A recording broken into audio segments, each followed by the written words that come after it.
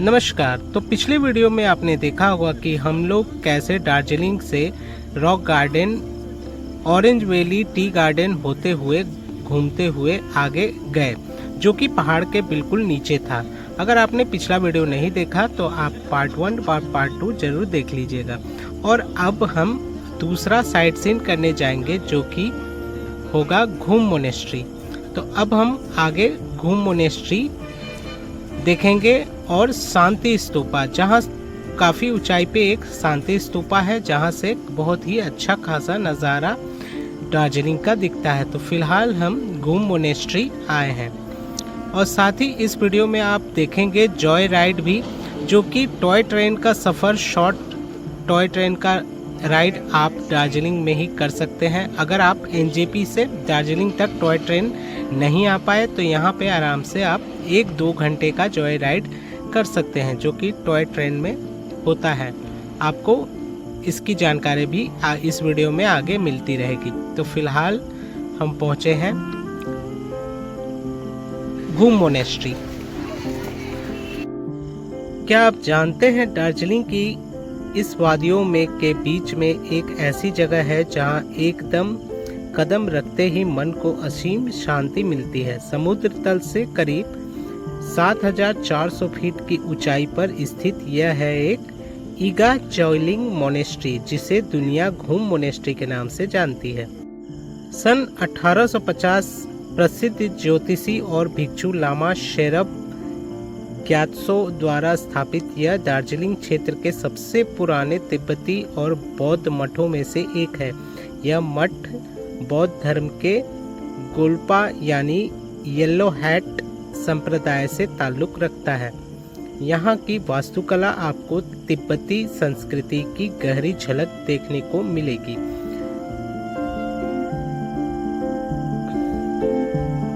जैसे ही आप मुख्य हॉल के कदम रखेंगे तो आपकी नजरें भव्य मूर्ति पर ठहर जाएगी। यहाँ स्थापित है 15 फीट की ऊंची मैत्रेय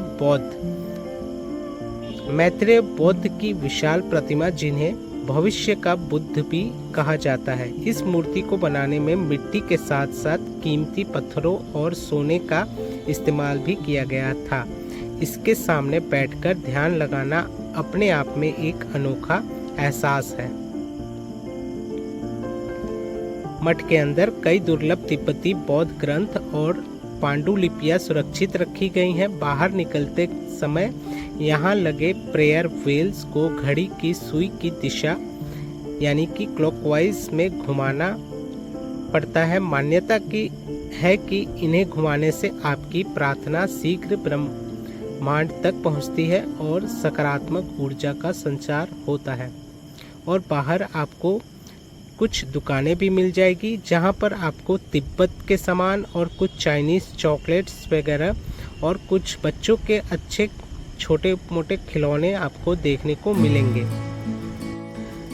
अब इसके बाद हम एक ऐसी जगह जा रहे हैं जो कि आपको मॉल रोड से ज़्यादा नहीं, आपको लगभग 2 से 3 किलोमीटर थोड़ा सा ऊंचे पहाड़ के ऊपर आपको मिलेगा जापानीज टेम्पल्स,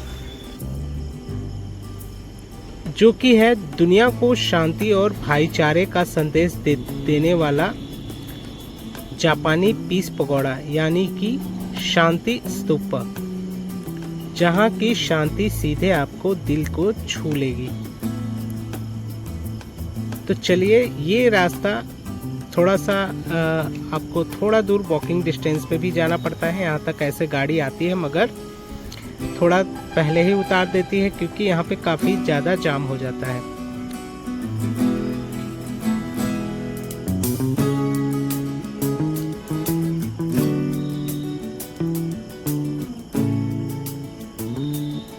रास्ते में यहाँ पे भी आपको बहुत ऊंचे ऊंचे पाइन ट्रीज मिल जाएंगी, जो कि यहाँ पे भी आप फोटोग्राफी कर सकते हैं। इस खूबसूरत स्तूपा की नींव साल 1972 में प्रसिद्ध जापानी भिक्षु ने दुनिया फूजी गुरुजी के नाम से भी जानती है। उनका मकसद था विश्व में शांति फैलाना। करीब 20 साल की कड़ी मेहनत के बाद 1992 में यह स्तूपा पूरी तरह बनकर तैयार हुआ, जो आज दार्जिलिंग की सबसे ऊंची संरचनाओं में से एक है। फिलहाल यहाँ पे काफ़ी फॉग है और यहाँ से आपको कंचनजंगा का भी नज़ारा बिल्कुल साफ दिखता है, मगर आज इतना बादल है कि हमें कुछ दिखाई नहीं दे रहा। सामने ही पीस पकौड़ा है, मगर शांति स्तूपा है, मगर विजुअल देखिए कितना अनक्लियर है।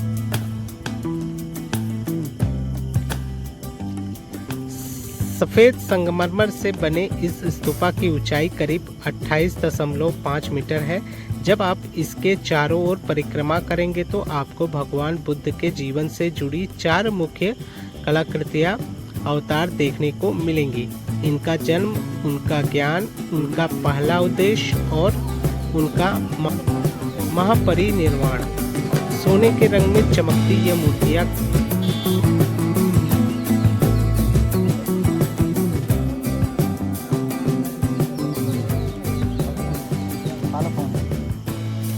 स्तूपा के बिल्कुल पास ही एक सुंदर जापानी बौद्ध मंदिर है, जहां सुबह और शाम की प्रार्थना के दौरान जापानी ड्रम की गूंज मन को एक अलग ही सुकून देती है। फिलहाल हम सुबह भी नहीं, शाम भी नहीं, हम लोग दोपहर में यहाँ पहुँचे हैं, तो हमें ड्रम की आवाज़ तो नहीं सुनाई दी, मगर अंदर मूर्ति देखकर हमें बहुत ही अच्छा लगा।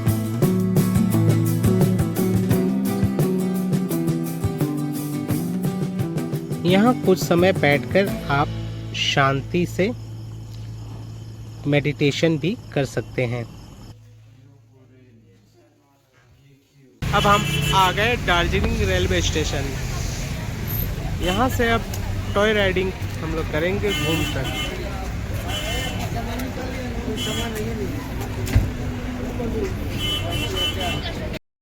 तो दोस्तों, अब हम लेकर चल रहे हैं दार्जिलिंग की सबसे प्रसिद्ध और यादगार सवारी, Darjeeling Himalayan railway toy train Joy ride.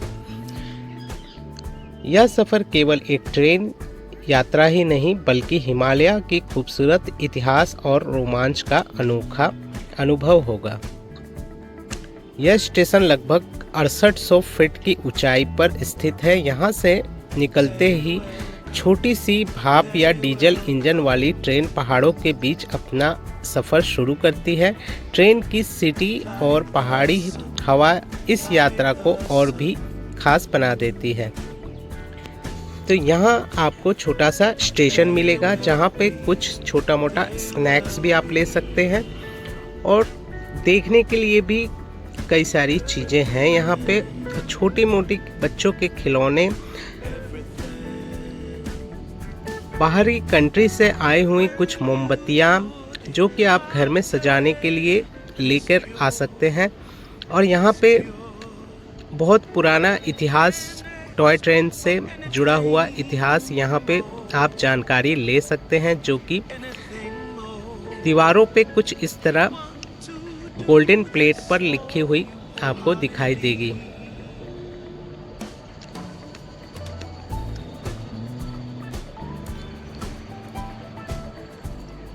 तो यहाँ से आपको कई सारी ट्रेनें खुलती हैं, जो कि आपको 2 घंटे की राइड देगी। दार्जिलिंग से पहले बतासिया लूप जाएगी और वहाँ पे एक स्टॉपेज होगा तकरीबन 10 मिनट का। इसके बाद वहाँ से फिर ट्रेन खुलेगी और आपको घूम स्टेशन ले जाएगी, जहाँ की आप थोड़ी बहुत वहाँ पे म्यूज़ियम देख सकते हैं, पुराने टॉय ट्रेन से जुड़ी हुई म्यूज़ियम, जो कि अंग्रेज़ के ज़माने की बनी हुई है। तो हमारा ट्रेन कुछ अभी थोड़ी देर में हम जिस पर जाने वाले हैं वो आने वाली है। आपको अगर इसकी बुकिंग करनी हो तो लगभग आपको 1 से 1.5 महीने पहले ही बुकिंग करनी पड़ेगी, अदरवाइज़ आपको यहाँ सीट टिकट मिलने वाला है नहीं। अगर आप सोचेंगे कि हम ऑफलाइन टिकट ले लें तो ऐसा शायद जून या जुलाई में ही हो सकता है, क्योंकि इस वक्त पर्यटक बहुत कम आते हैं और काफ़ी बारिश का मौसम रहता है। हालांकि अच्छा समय दार्जिलिंग घूमने लायक अक्टूबर नवंबर अक्टूबर, नवंबर, दिसंबर रहता है। इसके बाद मार्च, अप्रैल और थोड़ा बहुत मई तक। हम तो मई में गए थे, बट विजिबिलिटी कितना क्लियर नहीं था। मेरा बात माने तो आप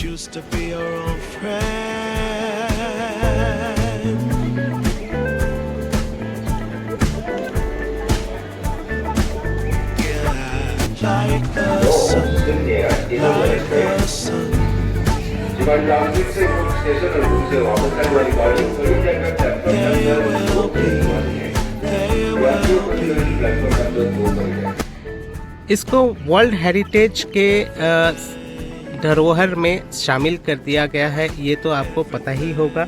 अगर आप वैसे भी टॉय ट्रेन से आप एनजेपी से या सिलीगुड़ी से भी दार्जिलिंग आ सकते हैं, मगर अब वो लगभग 1 या 2 ही ट्रेन अब वहाँ से सुबह के वक्त चलती है। और अगर आपने मगर उससे आने में लगभग 8 से 9 घंटे लग जाते हैं, तो लोग ज़्यादातर अब वो ट्रेन से नहीं आते। और वहीं आप गाड़ी से आते हैं दार्जिलिंग तक सिलीगुड़ी से, तो आप 3 से 4 घंटे में ही पहुंच जाते हैं। तो अगर आपका टॉय ट्रेन का राइड करने का मन हो और आप एनजेपी से नहीं आ रहे हैं, तो आप आराम से यहाँ 2 घंटे का राइड बुक कर सकते हैं, जो कि डीजल इंजन में आपको 1000 रुपये लगेगा। और अगर आप स्टीम इंजन बुक कराते हैं तो उसमें आपको 1500 रुपये देने पड़ेंगे।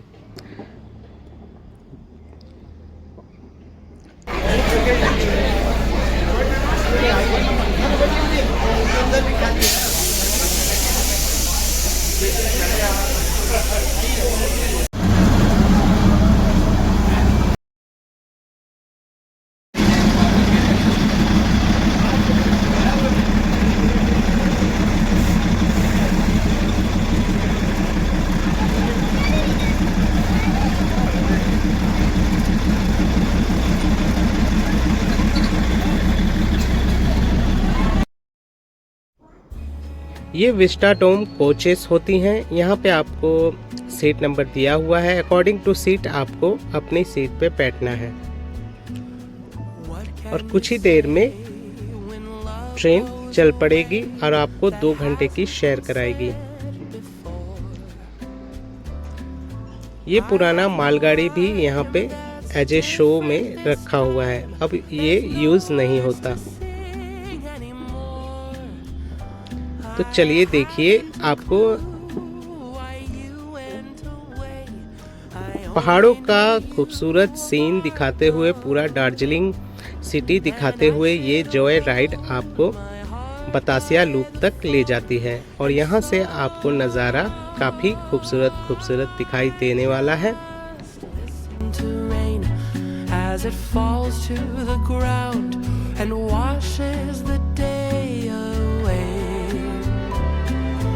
Nothing to show and no place to go, so here in my room I stay.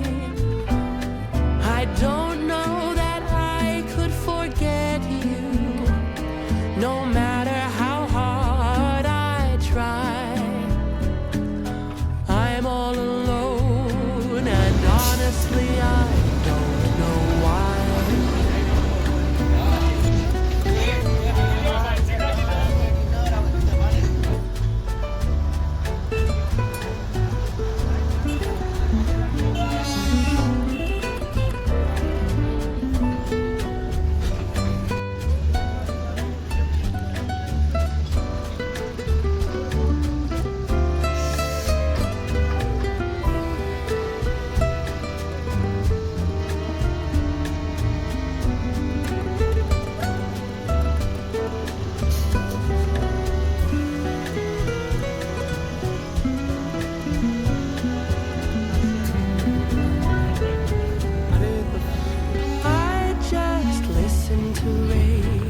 As it falls to the ground and washes the day away.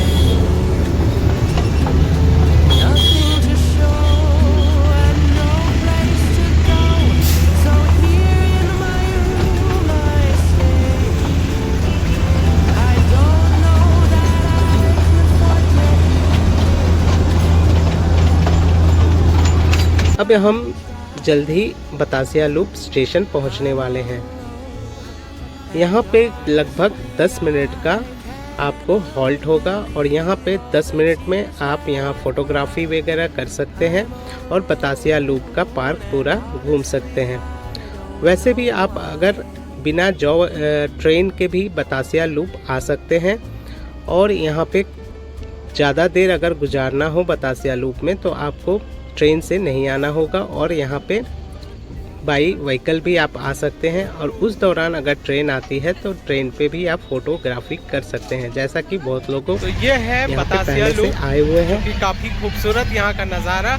यहाँ लगभग 10 से 15 मिनट ट्रेन रुकती है, आप यहाँ फोटोग्राफी वगैरह कर सकते हैं और कुछ यहाँ के ट्रेडिशनल जो ड्रेसेस है वो पहन के भी आप फोटोग्राफी कर सकते हैं।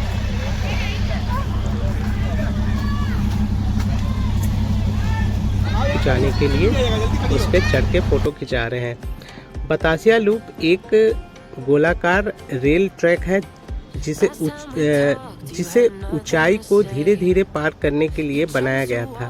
यहाँ से आपको बर्फ से ढकी हुई कंचनजंगा की शानदार झलक भी देखने को मिल सकती है, मगर आसमान साफ हो तो। हमारा लक बुरा था, आज पूरा बादल और कोहरा सहित हमें लुक दिखाई दे रहा है और हम कंचनजंगा का तो लुक नहीं देख पाए। यहीं पर भारतीय सैनिकों की याद में वार मेमोरियल भी बनाई गई है, जो कि गोरखा रेजिमेंट को बिलोंग करता है।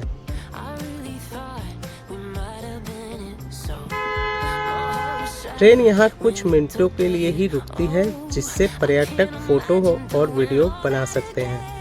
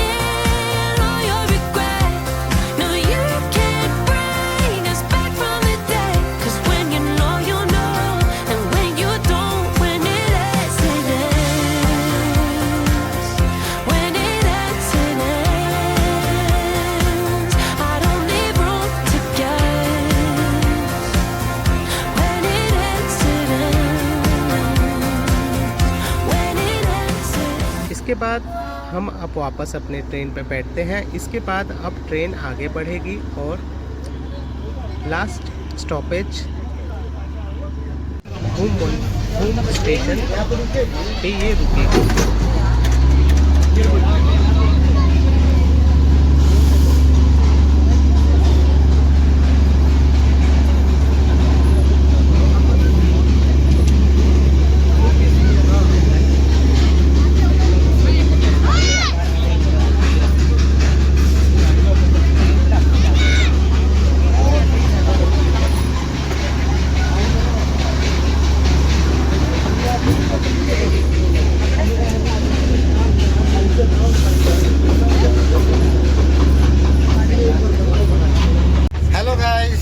और कैसा लगा?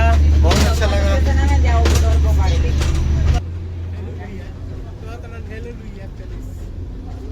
इसके बाद हमारी ट्रेन पहुंचती है घूम रेलवे स्टेशन। घूम स्टेशन लगभग 7,400 फीट की ऊंचाई पर स्थित है और यह भारत का सबसे ऊंचा रेलवे स्टेशन में से एक माना जाता है। यहाँ आपको दार्जिलिंग हिमालयन रेलवे म्यूजियम भी देखने को मिलेगा, जहाँ टॉय ट्रेन के इतिहास और पुराने इंजन की जानकारी मिलती है।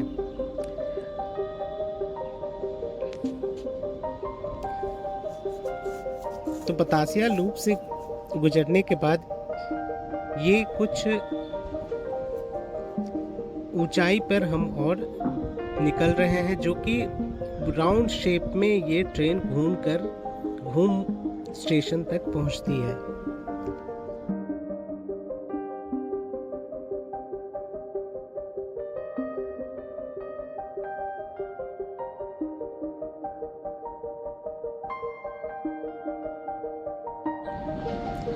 दोस्तों, अगर आप दार्जिलिंग घूमने जा रहे हैं तो टॉय ट्रेन जॉय राइड का अनुभव जरूर ले लीजिएगा। यह सफ़र आपको इतिहास, प्रकृति, सुंदरता और रोमांच तीनों का अनोखा संगम दिखाता है।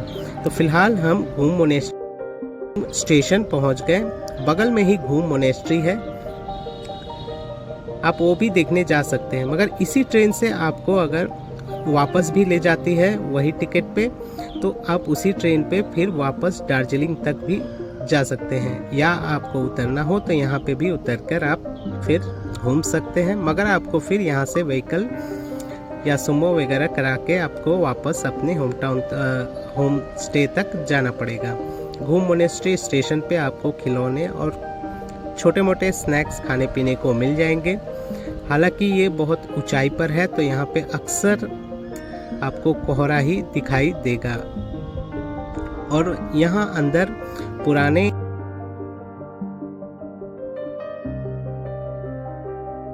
भी रखा हुआ, जैसे मालगाड़ी, जिस पे आप फोटोग्राफी कर सकते हैं। और कुछ फोटोग्राफी यहाँ करने के बाद बगल में ही ट्रेन म्यूजियम है, जो कि पुराने टॉय ट्रेन के इतिहास के बारे में जानकारी आपको मिल सकती है। तो लगभग यहाँ पे आप 10 से 15 मिनट यहाँ गाड़ी रुकेगी, आप उतने देर में ये घूम लीजिएगा।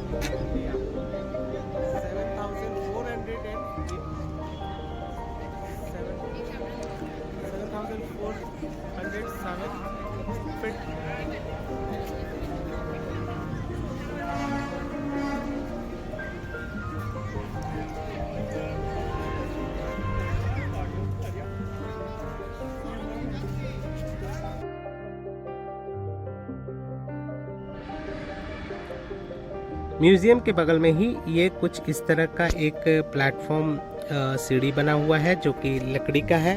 उसी के ऊपर आपको चढ़ के जाना है और ये अंदर छोटा सा म्यूजियम है। यहाँ पे आपको पुराने टॉय ट्रेन के इतिहास के बारे में दिखाया गया है।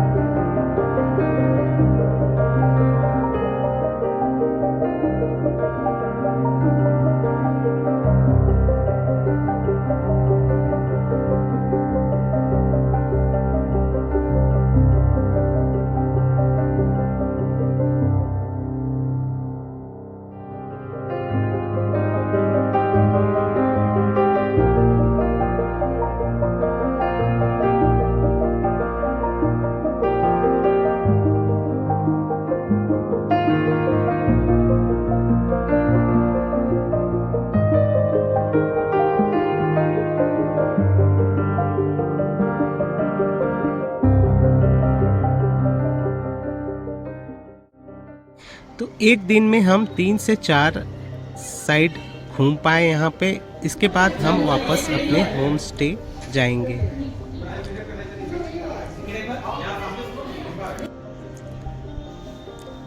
और ये है हमारे होम स्टे का नज़ारा। हम वापस अब लौट आए। अब शाम को आप मॉल रोड एक्सप्लोर करें और नेक्स्ट डे और किसी साइट सीन का प्लान करें। तो एक दिन में आप 3 से 4 साइट सीन कर सकते हैं। दोस्तों, अगर आपने पार्ट 1 पार्ट 2 नहीं देखा तो आप कृपया वो भी वीडियो देख लें। वीडियो ज़्यादा लंबा ना करते हुए मैं इसे पार्ट पार्ट में बनाया है, तो सारे पार्ट आप एक बार देख लें ताकि आपको और भी अच्छी तरह से जानकारी मिल जाए। वीडियो अगर अच्छा लगा हो तो लाइक ज़रूर कर दें, पहली बार चैनल पे हैं तो सब्सक्राइब कर दें, बेल आइकन को भी प्रेस कर दें ताकि आने वाला नेक्स्ट वीडियो का नोटिफिकेशन आपको सबसे पहले मिले। मिलते हैं अगले वीडियो में, तब तक के लिए नमस्कार।